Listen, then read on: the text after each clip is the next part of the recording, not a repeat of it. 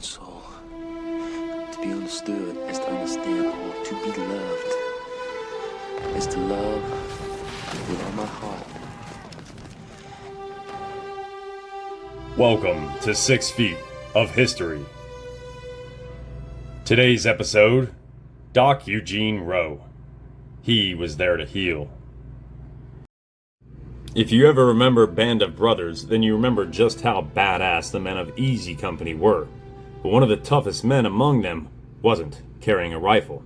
While everyone else was looking for ammunition, Eugene Doc Roe was looking for scissors, bandages, plasma, and morphine. His job wasn't to take lives. His job was to run straight into the same hell everyone else was fighting through to try to keep his friends from dying. The men of Easy Company, 506 Parachute Infantry Regiment, 101st Airborne Division, became some of the most famous American soldiers of World War II. Guys like Dick Winters, Bill Garnier, Joe Toye, Don Malarkey, Babe Heffron, these were fighting men. Their job was to take ground, destroy enemy positions, and, when necessary, kill the men trying to stop them. Roe's purpose in that war was almost completely opposite. He wasn't there to kill, he was there to help.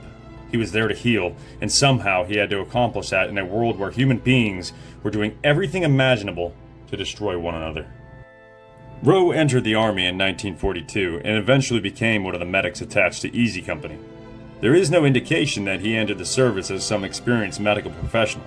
He learned to become a medic because the Army needed medics, and he became extraordinarily good at it. He jumped into Normandy on D-Day, went into Holland during Operation Market Garden, and eventually entered the frozen forests surrounding Bastogne during the Battle of the Bulge. But when I think about Eugene Roe, those aren't really the things that interest me most. What interests me is the relationship he developed with the men he treated, because after enough time, a combat medic isn't treating strangers anymore. He's treating his friends. Don Malarkey remembered finding Roe during the fighting around Carentan, essentially surrounded by casualties, treating wounded men one after another. What stood out to Malarkey was Roe's calmness. There could be blood everywhere, men screaming, somebody dying a few feet away, and Roe still had this look on his face, calm. He could look down at the person in front of him and figure out what needed to happen next. And anybody who's worked emergency medicine understands something about that. The patient is allowed to have an emergency. The medic can't.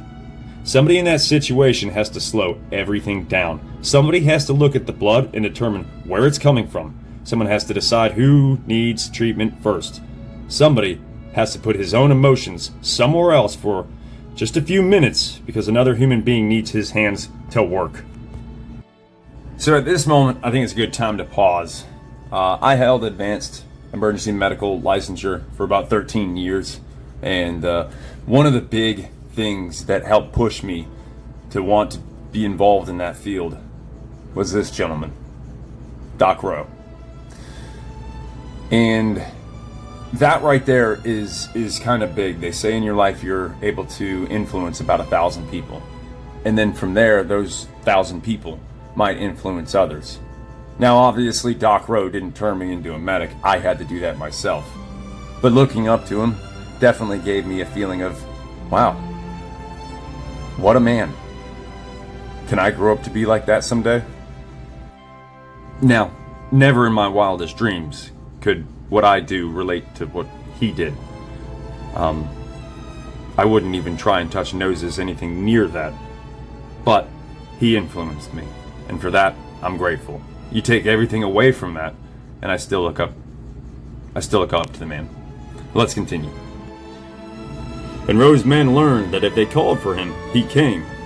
Bill Garnier, who years ago I actually wrote and he replied back when he was still alive, and that was pretty neat. I'll have to find that letter. But Bill Garnier later remembered Roe as someone they could depend on. This was this exact circumstance that I wrote Bill Garnier about what I'm about to talk about. And, most people wouldn't have replied. He did. He did. A handwritten letter to a kid. Let's continue. When Garnier and Joe Toye suffered devastating wounds during the fighting near Foy, Roe was there treating them. Garnier remembered not only Roe's ability as a medic, but his compassion towards the men. That distinction is important. Being technically good at medicine and caring deeply about the person underneath your hands are not necessarily the same thing. Roe appeared to have possessed both. And sometimes that love didn't look gentle. One of my favorite stories about Roe happened after Easy Company's commander Frederick Moose Heiliger was accidentally shot by an American sentry in Holland. Roe became involved in treating him and discovered that morphine had already been administered. He became angry because additional morphine could dangerously suppress Heiliger's breathing. Think about that for a second. These were officers.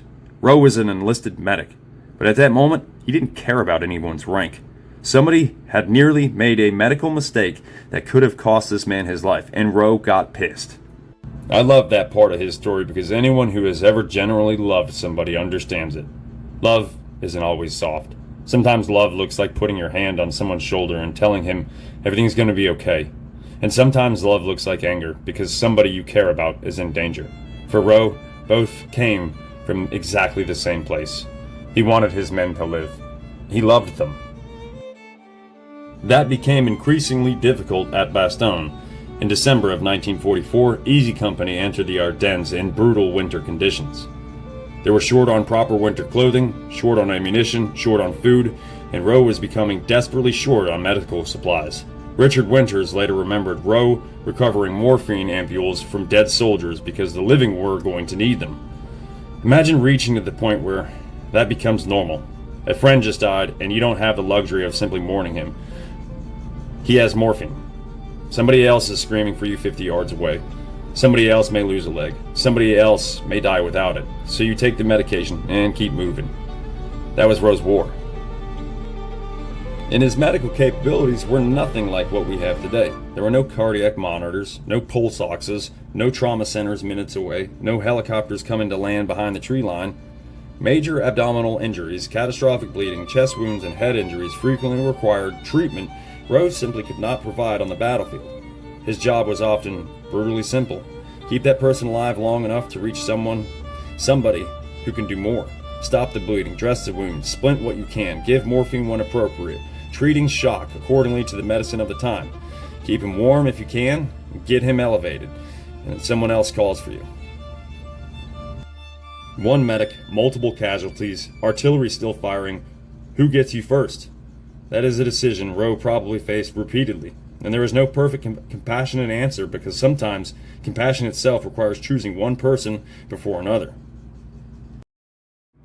This is where Band of Brothers episode Bastogne did something incredibly powerful with Roe's character. The episode introduces him to a Belgian nurse named Renée Lemaire. There is clearly an affection developing between them. They're two healers who find each other in the middle of absolute destruction. And watching it, it can rip your heart out. But this is where I need to separate the story from the historical one. Renee was absolutely real. Eugene was absolutely real.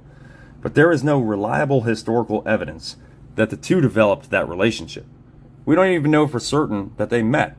That part of Band of Brothers was dramatized.